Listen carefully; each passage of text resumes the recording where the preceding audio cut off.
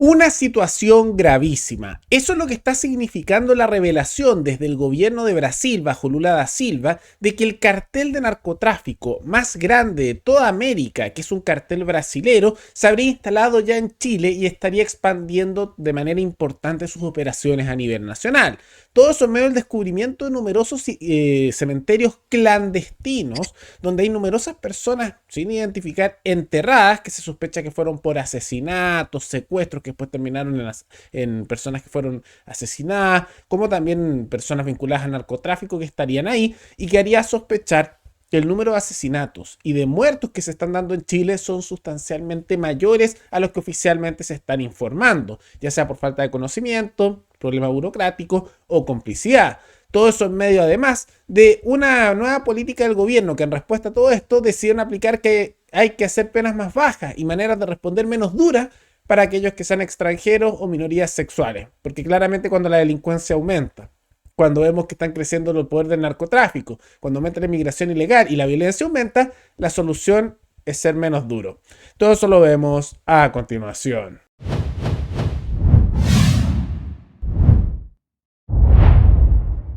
Tal como lo informamos al inicio del programa, se ha dado una situación bastante preocupante de la cual logramos enterarnos gracias al gobierno de Brasil de Lula da Silva. Ahora, todo esto está vinculado al grupo narco más grande a nivel continental, que es un grupo brasilero, particularmente el llamado el Primer Comando Capital.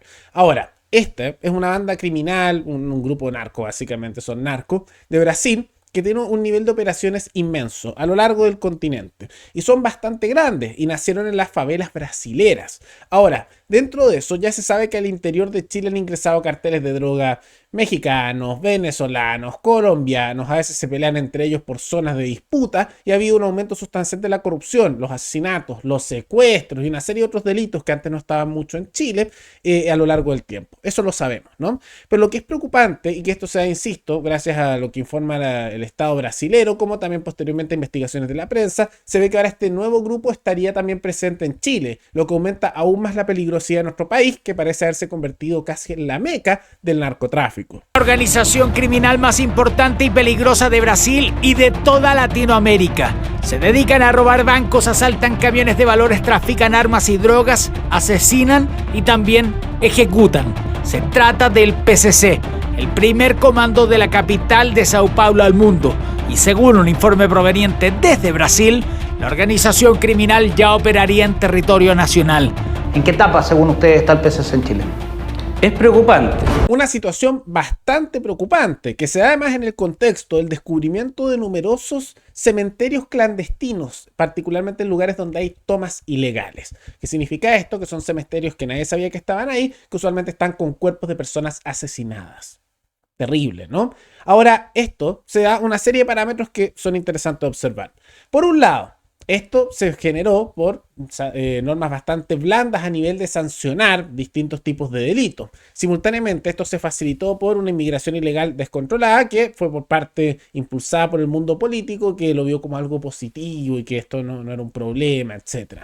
A nivel transversal en su momento, y ahora parece ser que todos lo critican, pero nadie hace nada. Porque ¿de qué sirve que ahora todos los lados de izquierda y derecha digan hoy sí hay un problema de delincuencia, hay un problema con la inmigración ilegal, pero si no hacen nada, es pura palabra, tienen el poder de hacer cambios y no lo está haciendo ni uno. ¿No les parece un poco raro eso? Que digan unos que están más en contra, otros que no, pero no hay ningún proyecto en el Congreso que busque modificar eso. Nada. Hay que estar atento porque los políticos siempre te dicen una cosa, pero tienes que estar atento a lo que hacen, porque eso es lo que realmente quieren lograr, ¿no? Ese es un punto. Pero también simultáneamente, gran parte de los centros de operación de violencia y también de estos cementerios ilegales se están dando particularmente en tomas ilegales. ¿Qué significa eso? Lugares donde llegaron numerosas personas, particularmente inmigrantes ilegales, aunque también hay población nativa chilena. Y lo que se observa es que se tomaron la propiedad de otras personas, terrenos que estaban vacíos o eran casas ajenas, y se las robaron, se quedaron ahí. Y ha habido tantas veces en las últimas décadas una defensa de las tomas de propiedad, particularmente en los sectores frente amplistas, diciendo que no los puede sacar porque hay un derecho a la vivienda, que eso no es cierto, eso es un privilegio. Los derechos son aquellos que son esenciales para existir como persona. Son súper pocos los derechos de verdad, como son la libertad de pensamiento, porque nadie te la puede quitar sin que dejes de ser humano. Incluso Una persona en la cárcel puede pensar libremente, no puedes controlar eso. La vida, si te la quitas, dejas de existir, cosas del estilo, ¿no? Pero empiezan a decir que con ese argumento del derecho a la vivienda, no los puedes sacar. Y lo que se ha generado es un incentivo a que no se sancione las tomas de propiedad. Incluso ocurrió muchas veces que le roban a los propietarios que están arrendando, por ejemplo, una vivienda, que se esforzaron toda su vida para poder conseguir eso y conseguir, por ejemplo, un dinero extra para pensionarse, y se los roban, se los toman las propiedades y no los pueden sacar. Es el fenómeno que en otros países se llama los ocupas. Y ha ocurrido lo mismo con esos terrenos que se han ido tomando, que se debería haber sacado porque no era propiedad de ellos, no podían estar ahí, pero se toleró, y ahí se han generado cementerios clandestinos. Ahora se observa que son centros de distribución de droga, como también centros de operaciones criminales, donde también hay tráfico a veces de personas, prostitución forzada y una serie de otros hechos. Y al mismo tiempo están estos cementerios clandestinos, donde empiezan a dejar a personas que están asesinando. Hay que luchar contra todo este tipo de materia, pero eso implica mano dura contra aquellos que hagan delitos. Hay que estar atento con la inmigración ilegal, hay que hacer deportaciones y simultáneamente hay que limpiar las tomas ilegales porque ellos no deberían estar ahí. Son tomas ilegales por algo, se apropiaron de aquello que no es suyo, de aquello que es ajeno y por lo tanto es ilegítimo que estén presentes ahí. Ahora, esto ha generado reacciones, más allá de quejas de un lado y de otro. Algunos tenemos, por ejemplo, el caso de Axel Kaiser, que dijo, no, pero yo exageraba con mis pronósticos, era radical, me decían todos los ineptos. Chile se acabó. La cruda realidad es que la democracia de nuestro país fracasó. Así de simple. Bastante categórico. Y ya son varios los que están tomando un poco eso en cuenta. Ahora, yo creo que las cosas eventualmente podrían mejorar, pero como hicimos la predicción hace ya varios años, las cosas se van a poner mucho peor antes de ponerse mejor. Y van a seguir empeorando. Yo casi diría que por eso muchos están empezando a salir del país, porque si somos completamente sinceros, los años que vienen ahora se van a poner cada vez peores. Y si uno, por ejemplo, tiene familia o quiere mejores prospectos de futuro, no se ve raro que quieran irse del país, tiene su lógica, ¿no? Pero en medio de todo eso las cosas van a empeorar y parece incluso estar resquebrajándose un poco la confianza en el sistema democrático por lo mismo. Por lo que yo mismo he mencionado en el pasado, que es muy probable que o venga una figura más bien caudillista, tal vez alguien estilo Milei o un Bukele o alguien que tiene que intentar arreglar eso, y si no lo logra, eventualmente van a llegar gobiernos autoritarios, puede ser de una tendencia u otra, o podemos terminar como tantos países centroamericanos que históricamente han tenido décadas de decadencia sistemática y corrupción profunda. Esa es otra posibilidad. Ninguno es un camino muy sencillo, ¿no? ¿Y cuál es la respuesta? La pregunta después de todo esto, del gobierno ante toda esta situación. Ante esta gravedad revelada por un gobierno de su misma tendencia ideológica, porque Lula da Silva es de izquierda en Brasil, ¿no? Que les informa que llegó un grupo narco preocupante que está instalado en Chile en medio de una crisis migratoria enorme, un alza de la delincuencia, de los asesinatos, en medio de que se descubren cementerios clandestinos. Uno diría, ya, el gobierno se va a poner firme, se va a poner duro, no puede responder de manera blanda con respecto a aquellos que hacen estos delitos, porque si eres blando con la delincuencia, eventualmente haces que ésta crezca, solo siendo duro con ella se disminuye. Veas el ejemplo de Bukele, que ha sido brutal con la delincuencia, pero ha tenido resultados bastante exitosos. Pero ¿cuál es la respuesta del gobierno? Acaban de proponer todo lo contrario. Anunciaron que quieren aplicar unas llamadas reglas de uso diferenciado de la fuerza. ¿Qué es la fuerza en este caso? Lo que aplica la policía o los militares en algunos casos, pero principalmente carabineros. La policía al momento de detener personas o interrogarlas, o incluso al momento de que haya alguien haciendo un delito. Y lo que están diciendo es que hay que hacer uso diferenciado, o sea que hay que hacer menos fuerza y sancionar menos, o sea poner penas más bajas a aquellas personas que son parte de lo que llaman minorías, de aquellos grupos oprimidos.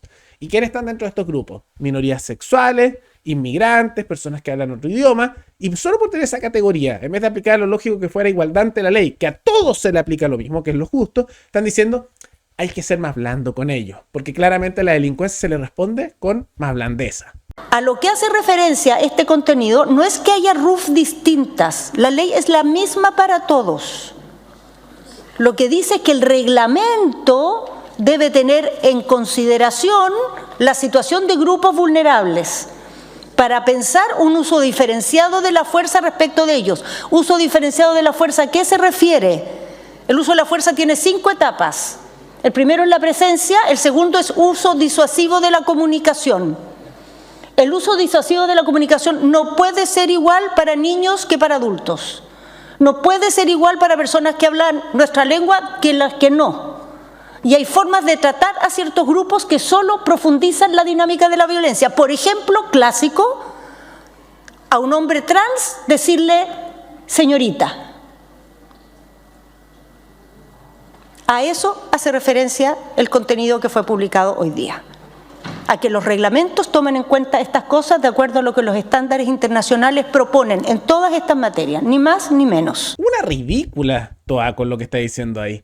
Casi que da como un ejemplo de opresión y un problema sistemático que al momento de hacer un delito, una persona que justamente dice que es mujer, pero en la práctica biológicamente es hombre, si le dijeras que es hombre, lo estás oprimiendo. No, le dice señorita cuando en realidad se considera un hombre porque es un hombre trans, que en la práctica es una mujer, ¿no? O sea, al final uno puede estéticamente cambiar su aspecto, pero biológicamente eres una cosa, eso es incambiable, ¿no? Y en medio de todo eso, esa es su lógica. Esas son las prioridades del gobierno. Ay, no le vayas a decir mal su género. No, es que eso es una opresión. Eso empeora la situación. ¿En qué clase de mundo están viviendo? ¿Qué clase de desconexión de la realidad es esa? En medio de un aumento sustancial del crimen, de la corrupción y en un empeoramiento sistemático de la vida de la población, su lógica es aplicar penas más bajas para ciertos grupos. Es que yo no sé si esto es que lo hacen a propósito y son cómplices, no sé si son estúpidos o simplemente hay una desconexión tal de la realidad que los lleva a pensar que esto es una buena idea. Y después la toa ahí indignada, como si esto que estuvieran presentando fuera súper razonable. Eso ha sido tan absurdo que incluso dentro del mismo gobierno los sectores de centro izquierda les están diciendo que esto no tiene sentido. ¿Cómo puede ser que cuando está todo empeorando su lógica es aplicar penas más bajas todavía? Una estupidez, realmente es una estupidez. Pero más allá de todo eso, ¿qué les parece toda esta situación lamentable que se reveló gracias a Brasil y que simultáneamente la respuesta del gobierno sea ser más blando? Todo eso pueden comentarlo abajo. Y antes de terminar, quisiera agradecerle al suscriptor Cristian González, que se convirtió en el suscriptor más reciente en decidir hacer un aporte mensual al canal a través de la comunidad de YouTube. Así que muchas gracias, te lo agradezco mucho. Gracias a aportes como el tuyo y el de otros suscriptores, que este proyecto siga adelante y se mantiene independiente. Así que si alguno de ustedes quiere hacer un aporte voluntario único por Flow, o por criptomonedas, o un aporte mensual por Patreon, o por la comunidad de YouTube, pueden decidir hacerlo mirando el comentario que se encuentra fijado abajo. Y también pueden apoyar este programa comentando, dando like y compartiendo este video en sus redes sociales. Nos veremos en el siguiente programa. ¡Hasta luego!